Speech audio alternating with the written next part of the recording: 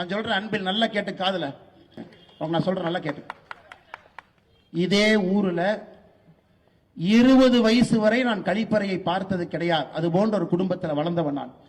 காலையில ஸ்கூலுக்கு போகும்போது ஆட்டு புழக்கை அள்ளி கொட்டிட்டு மாட்டுச்சாலை தள்ளி வீசிட்டு ஆட்டை கொண்டு போய் தோட்டத்துல ஓட்டிட்டு பேருந்தில் ஏறி போய் படிச்சவன் நான். அதனால இந்த பந்தா பண்ற வேலை என்கிட்ட வச்சுக்க. எனக்கு வழி தெரியுங்க. கல்வியினுடைய பெருமை எனக்கு தெரியும். கற்றவனுக்கு போராடத்துல என்ன சிறப்பு என்பது எனக்கு தெரியும். மோடி அவர்கள் கை கொடுத்து என்னை மதிக்கிறார்னா என்னுடைய கல்விக்காக, வேற எதுவுமே கிடையாதுங்க. வேற என்னங்க, கல்விக்காக மட்டும்தான். இவர்களுக்கு என்ன, இவர்களுக்கு பின்னுக்கு இவங்க குழந்தை, அதற்கு பிறகு உதயநிதி, அதன் பிறகு இன்ப நிதி, இப்படியே சுத்தணும். நம்ம குழந்தைங்க கை கட்டி போஸ்ட் ஒட்டணும். வெக்கமா இல்லையா உங்களுக்கு? ஏதாவது ஒரு இந்திய மொழிய 3வது மொழியா படிங்கன்னு சொல்றாங்க.